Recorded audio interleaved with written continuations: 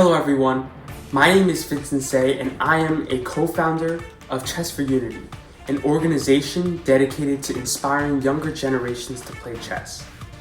For the last few months, we have partnered with Chess in the Schools, a prominent nonprofit organization in New York City that aims to foster the development of youth through chess education.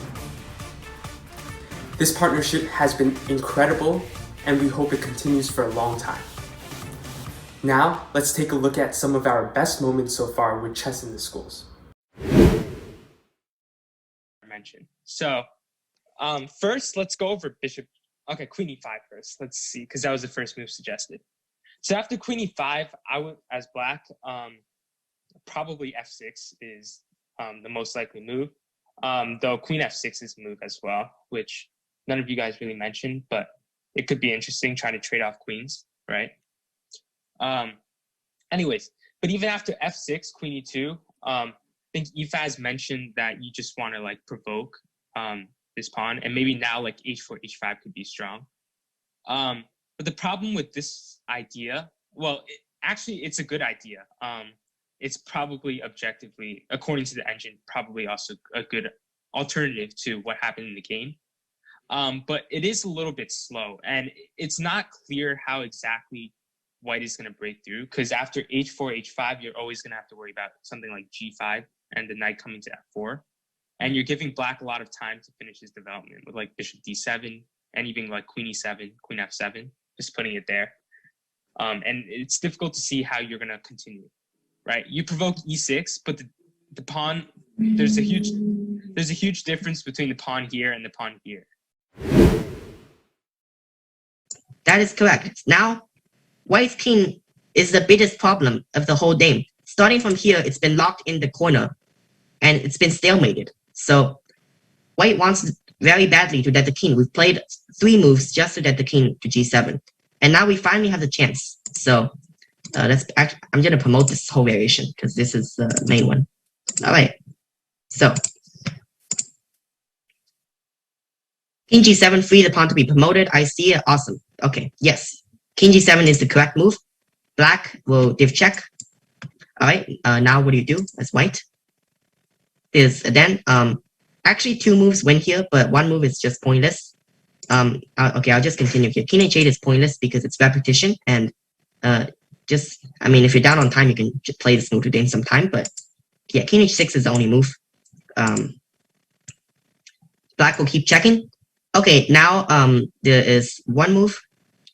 King g7 just repeats, so you want to go king g6 or king g5? It's an interesting idea, but I think white can just play knight takes d7, and then e1 queen. White can play rook c1.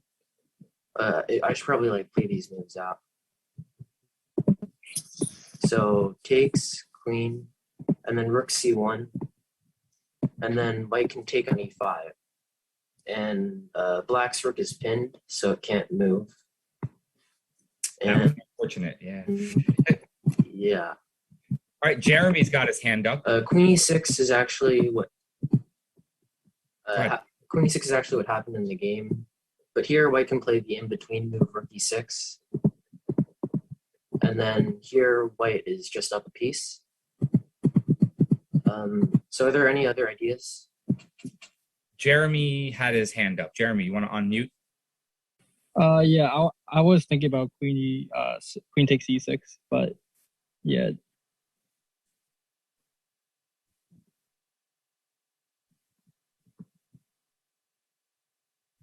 Okay, so basically here black's queen is under attack.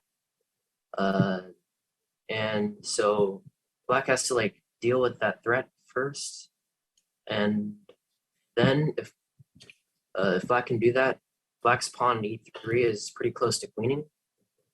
So I think you should be thinking more along the lines of e2, except try and tweak it, tweak the move order so that it will be more advantageous for black. So we can try and look at what are white's weaknesses, and it doesn't seem like we can attack too many. So maybe we can go to the idea of simplifying the position. So what is one way that we can simplify the position here? Exchange pieces. Yeah, so how can we exchange some pieces? Take the bishop first, and then take the pawn right after. All right. And do you want to take the rook here as well? Yes. All right. So which side do you think is winning here, or if it's a draw? I'm more on black side because king is much more advanced. Yeah, the king is much more advanced. And another factor is the pass pawn that black can potentially create here. So let's play a few moves. And in this position, does anyone want to suggest a way for black to proceed? Play. Okay, so obviously our idea is that if I move my king somewhere, like, all right. First of all, what if I play king to d5 there? There, you know, it looks like black's king is in the center, but I don't see a really like a great checkmate. Probably knight to e4 is a little bit more logical, and we'll look at that a little bit later. But just for the point here, we're gonna say that black is not lost yet. Black has blundered a lot of pieces, but he's not lost because he started with a lot of pieces. A good move would be something like this, still something like this, because now, you know, we're trying to trade queens and we're threatening the bishop, and we're pretty happy. But, you know, we still have checks, and then, you know, black's king is running over here. And if we count material, technically, white is still down material because he only has a pawn and a minor piece for a rook. But with the king, like, running over here, and my pieces are, like, good with a knight on e4, this position is about equal. His opponent was too greedy and took this bishop. So this happened. If king to c6, bishop, queen takes c6 check, which actually is still equal, but nobody would play that. So black plays here. Now I want you guys to think a little bit about what you guys would play. Right now for mate, he takes back. You have to find this move.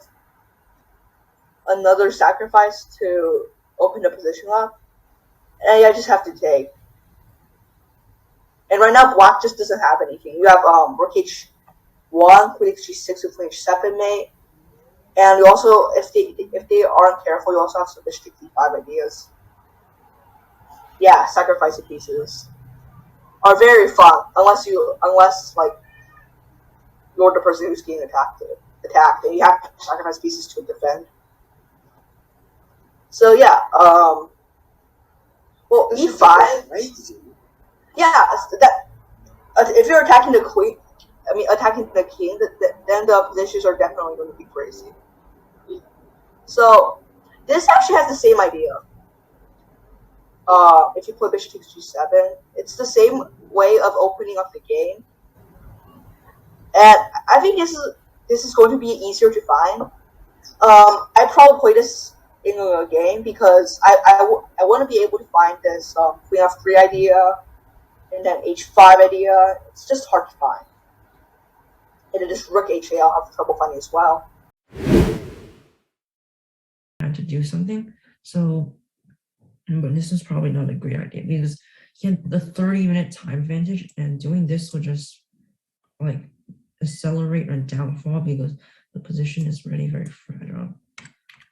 I don't know what I should have done here. I think a5 might have been a good idea. Just play normally down a pawn because his pawn is weak anyway. So e5, queen g6, king f8. g5 is not objectively bad, but it causes a lot of problems. Bishop e3, rook d5, king g1. Okay, so here, now he has a threat of this bishop c5. So I have to act. Queen e7. Okay, this is a very strange move, but it does work. He can't take, and although everything is hanging, position still holds together. Bishop f2, takes, and here I played c3, which is a big mistake. I did not see his next move. Here, knight e5 would have probably been the best move. And 95 seems to be like a complicated position after queen e4. Now I have a passed pawn, but my king is somewhat fragile, and my pawn structure clearly isn't the best.